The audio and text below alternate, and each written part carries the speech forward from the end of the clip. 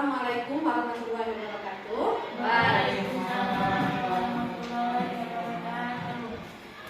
Ibu sekalian, hari ini kami ingin mempresentasikan itu masalah disiplin positif di kelas, bukan di sekolah, di kelas kita masing-masing sebagai guru kelas. Nah, sebelumnya kami ingin bertanya dulu, apa itu perbedaan peraturan kelas dengan kesepakatan kelas? Ada ibu yang mau bisa? Ya, sekarang ke Santi. Kalau apa perbedaan peraturan kelas dengan kesepakatan kelas? Kalau peraturan kelas dibuat oleh guru kelasnya. Ya. Kalau kesepakatan kelas dibuat bersama anak-anak beserta gurunya. Oke, terima kasih Bu Santi. Tangan ya untuk Bu Santi ya. Ada pendapat yang lain? Ada? Ada? Bersama aja ya? Ya memang. Kalau kesepakatan kelas itu dibuat secara bersama-sama dengan siswa atas kesepakatan siswa dan murid. Tapi kalau peraturan itu dibuat oleh guru itu sendiri. Nah, contohnya kita membuat piket kelas tanpa memberitahu sama anak-anak. Anak-anak tidak tahu kan siapa teman-temannya.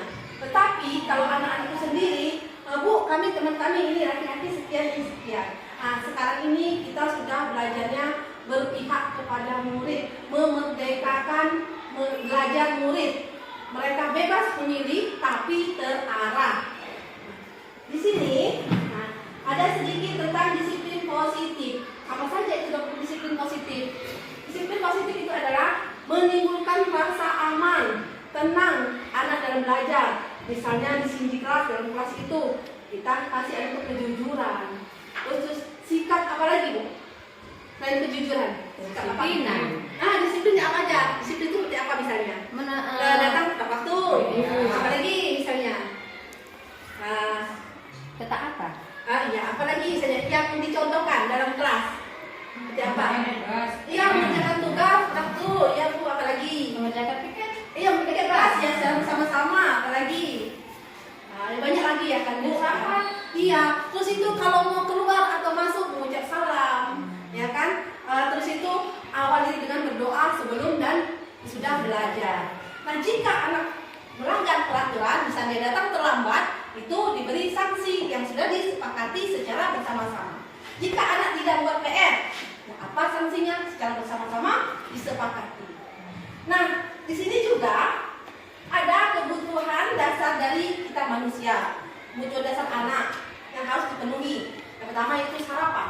Kalau anak tidak makan, kebutuhan hidup ya kan, jadi itu sarapan, makan, kebutuhan pangannya. Kalau seandainya anak itu nggak makan, pagi-pagi nggak sarapan, gimana? Lemes kan? Enggak. Jadi belajar itu tidak fokus. Nah, yang kedua, anak itu butuh kasih sayang. Terus rasa diterima. Kalau dia masuk, dia terlambat, langsung kita marah-marah tanpa meminta penjelasan dari mereka. Anak tersebut merasa tidak diterima, merasa dirinya malu sama teman-teman yang ada. Padahal mereka mungkin ada alasan, entah mobilnya mogok, entah dia orang tuanya yang mengantar, keretanya bermasalah dan lain-lainnya. Kita harus mendengarkan dulu penjelasan dari anak kita tersebut. Kebebasan. Nah, kebebasan itu seperti apa? Ada ibu yang membantu? Seperti apa? Kebebasan bertanya. Iya, bertanya. Anak tuh mau menanyakan kepada kita. Terus misalnya dia mau nanya ini itu boleh. Ya, berarti Bu. Iya. Jangan takut. Kalau seandainya dia nggak paham, jangan bertanya. Itu nggak boleh. Dia bebas untuk bertanya dengan kita karena dia nggak paham apa yang materi yang sudah kita berikan. Terus kesenangan. Seperti apa kesenangannya? Selama dalam bermain. Iya, belajar sambil bermain. Anak ini dalam proses belajar sambil bermain. Anak itu dalam kelas 1, kelas 2 sampai kelas 6 pun ada tahapan belajar, mereka masih dalam bermain, tahap bermain. Bukan berarti kelas 6 nggak bermain lagi, tapi masih. Walaupun dia SMP, dia masih ada kodratnya untuk bermain. Tapi tidak sepenuhnya kayak anak kelas 1. Kalau anak kelas 1 kan ada bosen-bosennya. Nah, yang kelima penghargaan. Ada ibu-ibu? Kalau penghargaan seperti apa? Di kelas.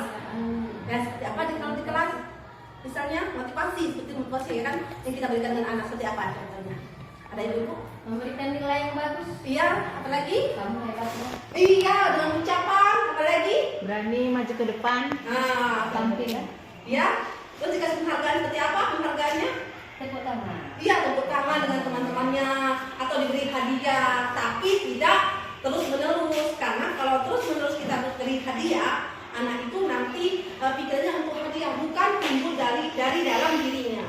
Dan untuk yang terakhir itu untuk posisi kontrol pada anak. Setiap anak, setiap sekolah atau kelas itu mempunyai masalah. Nah, masalah ini itu ada 5 posisi kontrol sebagai guru yang kita lakukan terhadap anak. Peran kita apa saja? 5 itu akan dijelaskan, akan dibawakan oleh Ibu Tuti. Silakan. Ya, silakan. Baiklah, Assalamualaikum warahmatullahi wabarakatuh. Satu.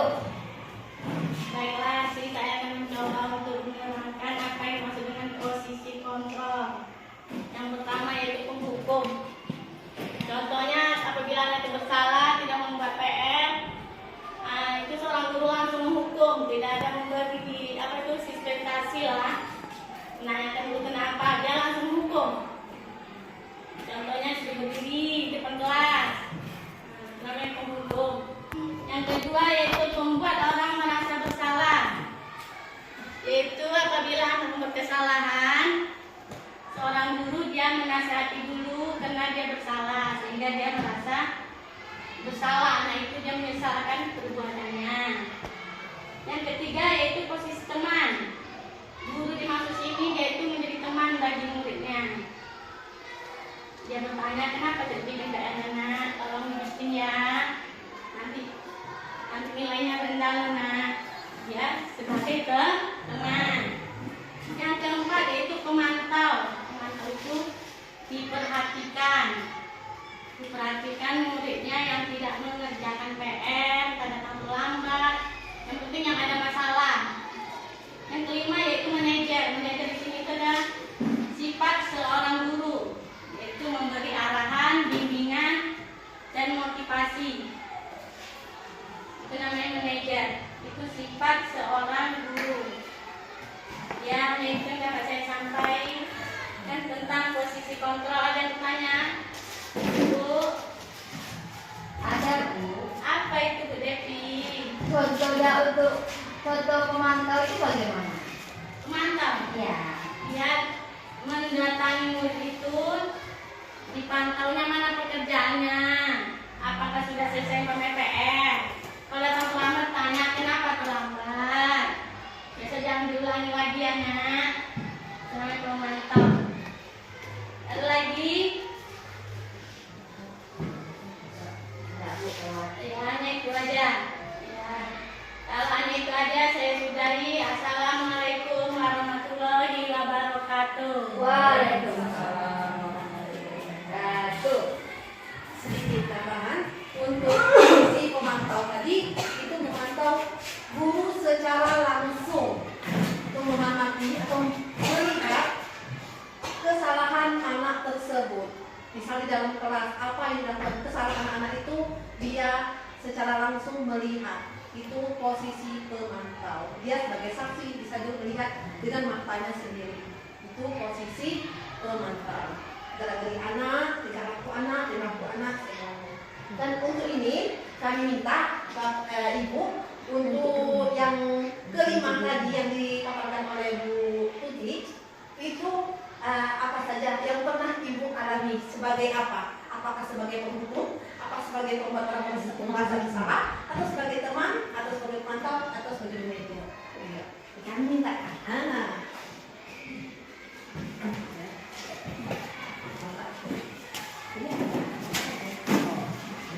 Misalnya kalau pemantau di sini pemantau gitu ya. Iya. Saya di sini Iya, sebagai pernah iya pengalaman Ibu di kelas seperti apa? Misalnya sebagai penghukum anak ketika melakukan kesalahan di kelas. Apa? Nah, Ibu alami. Bisa apa? saya sebagai Kalau langsung aja boleh, tanpa ditulis boleh. boleh. Satu orang boleh.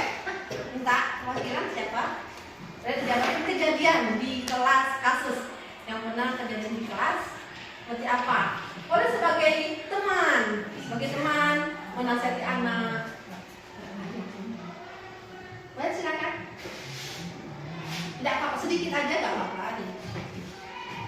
Ibu. Ya, silakan. Pengalaman saya di kelas 1D, Ya.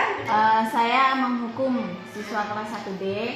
Yang pertama, ada anak murid saya yang tidak mengerjakan PR ataupun latihan tidak siap. Ya. Jadi saya menghukum anak tersebut untuk maju ke depan.